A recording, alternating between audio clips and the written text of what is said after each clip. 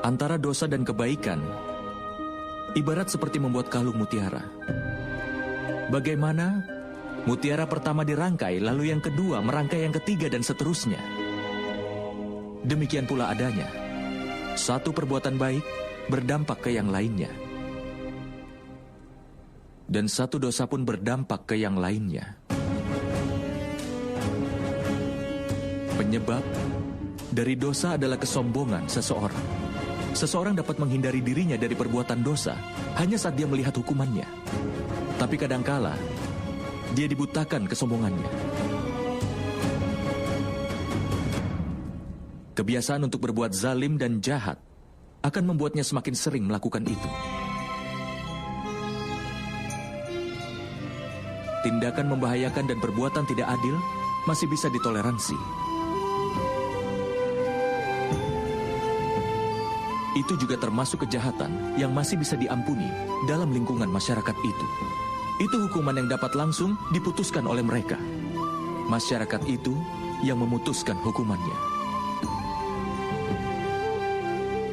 Tetapi dalam tatanan masyarakat ini, hukuman atas sebuah kesalahan diputuskan oleh orang yang paling kuat.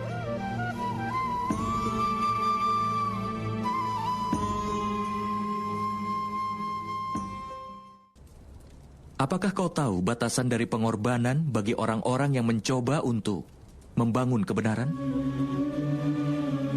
Batasan dosa dari orang-orang berdosa adalah akhir dari pengorbanan mereka. Dengan kata lain, sampai orang-orang berdosa dan dosa-dosa mereka diampuni, pengorbanan harus dilakukan oleh orang-orang yang membela kebenaran. Itu tidak dapat dipungkiri, kan, teman?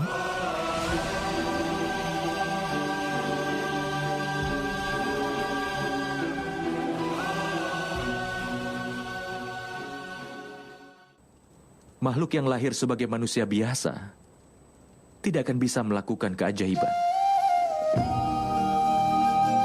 Orang yang lahir dari rahim seorang wanita, maka dia pasti terikat oleh aturan dari dunia fana.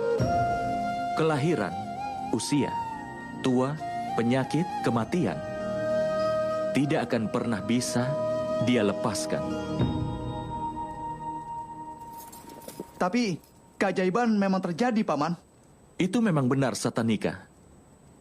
Tapi keajaiban yang satu ini dilakukan oleh dewa.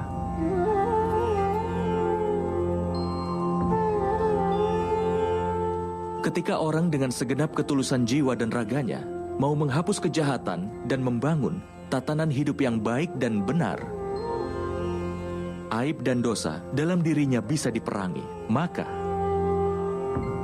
dewa pun akan melakukan keajaiban untuk melindungi moral dan menetapkan kesejatiannya.